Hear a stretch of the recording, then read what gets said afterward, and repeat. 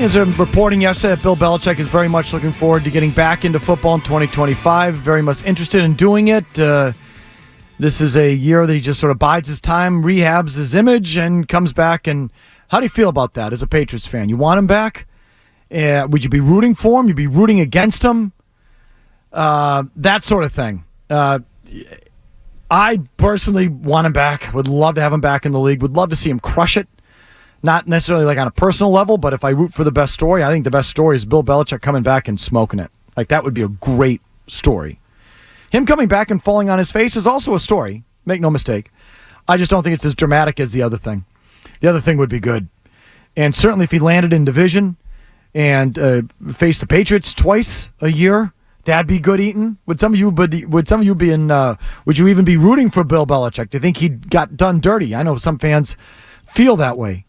So that whole bucket of stuff. And listen, I'm rooting for him, but that doesn't mean I think he should have kept his job or that he rightfully lost his job and they should have moved on. Now, I hate what they've done. Like, I would have felt much better if they went from Belichick to another big-name guy who has experience and a pedigree and that sort of thing. If it's Belichick to Harbaugh, I love it. Belichick to Gerard Mayo, I've never liked from day one. So I don't like the transition, but it's not like he deserved to keep his job. But here's one question we haven't asked. Barth posed it. Will the team miss him this year? Is the team going to miss him in any way, shape, or form this year, Barth? Yeah, I mean, they definitely will, like, in-game, X and O strategically. I think what a lot of people are expecting, though, is just, like, this static, flat drop. And I think there's going to be certain matchups where we're going to talk about what the impact of Bill Belichick could have been. And I go back to, really in the last few years, the tricks he would pull out of the bag against some of these upstart young coaches or the young quarterbacks, right? He tried that unique zone defense against the Dolphins and Mike McDaniel last year, the way he would defend, even going back to like Patrick Mahomes, but he would put Justin Herbert in a blender. We'd really be talking a lot about, and it would be interesting to see him against, CJ Stroud is on their schedule, right? They still have Miami again. Him versus Rodgers, who's not younger, but Bill would always kind of have something in the bag, something that's another level for these big-time matchups. And I'm sure Gerard Mayo, DeMarcus Covington, that group, they'll have something, but they don't have the Rolodex, just the historical catalog that Bill Belichick does. How could they? And those are the games I think we're going to come away from. Like, if they get blown up by Rodgers early in the season, we're going to be saying, how would Bill have defended it? What would Bill have done differently? Would he have had some sort of special trick? CJ Stroud, same thing. Bill's record against first and second year quarterbacks. What did this coaching staff do differently that maybe Bill would have done? I think there's going to be individual games where the absence of Bill Belichick is going to be a big talking point. Yeah, but they lost most of those games last year. Last year, but I'm talking about the last few years before the roster became what it was. Mike, to answer your question, I think they miss Bill more from a brand perspective, more than the on-field football perspective at this point. That thing. I was just going to say, we're going to miss him. The talk show's going to miss him more than the team's going to miss him. Honestly. I think the list of things that Bill did well at the end was pretty few and far between and didn't really amount to much. I mean, he could certainly still, I assume, look at an opponent during the week, go into a dark room with film and say, this is what they do well, this is what they don't do well, and this is how we counteract it. Like, he could still do that. But what good was it when he didn't draft or sign the right players to implement his plan, and they weren't good enough, right? So it's like, what's the point of being able to do that? I think the team misses him. Brand equity, what McCarthy's talking about. I already miss him on the talk show. Is even if they suck, the Bill's such a lightning rod and he has such gravitational pull that he was good for business even when they sucked.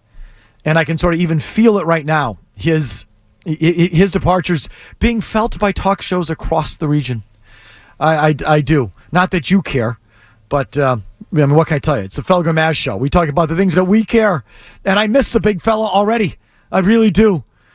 And so even on another team, just like Brady, when Brady went to another team, you could follow it, you could watch it, you could compare and contrast.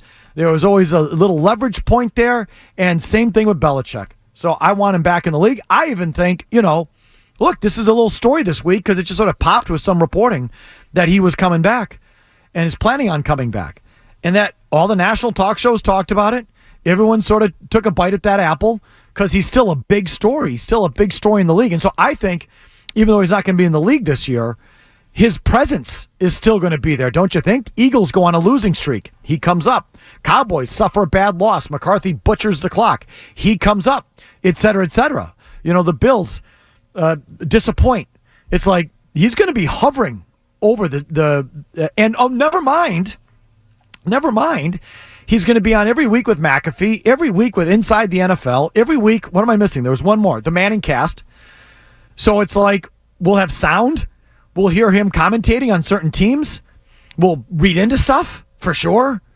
And so, I think he's going to be a pretty big presence this year. I think he's going to be the second most interesting thing about the football season. Maybe the most. I'm talking about here. If Drake May doesn't play, Belichick might be the most interesting thing we have to talk about most weeks. Yeah, no, and to the brand equity point, maybe in regards to the team, talk shows aren't going to miss him. What I mean by that is exactly what you just said. There's going to be Bill Belichick content every week. With 3 shows and what's going on with the other teams around the league. The hot seats in the NFL, there will never be a season where the hot seats are as hot as they are this year with that guy looming. So I don't think the talk shows are going to miss him simply because I still think he's going to be as much, if not more of a presence in the media sense than he's ever been. Can you imagine Patriots, let's say they lose a bad game in a bad fashion, whatever it may be. You're going to want to get Belichick's take on it, right? You're going to want to get the Belichick breakdown on Inside the NFL or McAfee or whatever that may be. And if he's willing to go there a little bit, watch out. Yeah. So that's the question. Will he, knowing that he needs to be political enough to be able to get another job? Like if he rips the Eagles, will he rip the Eagles knowing that's a potential landing place? Right. So like that one, but the one McCarthy just hit on. I guess with the Patriots, that's irrelevant, yeah. That's good eating. It's not irrelevant because is he going to scratch that itch? Because Kraft's in a bad place with him right now. And I don't think he's talked to Gerard Mayo in a year, right? He kind of hates Gerard Mayo too. So don't you think Bill would love to pick apart what the Patriots look like under Gerard Mayo and love to take little pot shots at Kraft and the Patriots?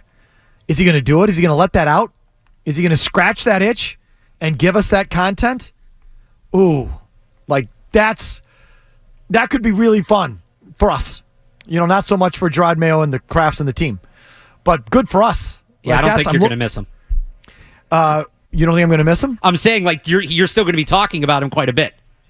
Right, exactly. Yeah. Well, he's got to give it to us. Right. Do you think he's going to do that? Do you think he's going to second guess Gerard Mayo? Oh, I hope. I'm not quite convinced just yet. Me neither. Maybe not full-throatedly. He might be subtle about it. Wait a minute. Didn't he kind of rip Drake May on McAfee? Oh, sure. Yeah. Well, before they drafted him. Okay, now he was earmarked for the Patriots. Everyone thought that's where he was going, and he did. So it's one thing to take down the rookie player who wasn't even officially drafted yet, and then go after the guy who replaced you. Oh, that's so petty and so good. But you start banging on the guy that took your job. He won't do it. And I just got all geared up for it. And he won't do it. And he won't do it because he knows how it's going to look for the next job. It's all about the next job, right? And if he goes after the Patriots or Mayo or the Crafts, the next team is going to look at it and say, well, this is how it's going to end. When it goes bad with us, you're going to go on the air and rip us and air your grievances against us. And Bill knows it. Bill's not going to do that, unfortunately, but the potential is there. The potential is there.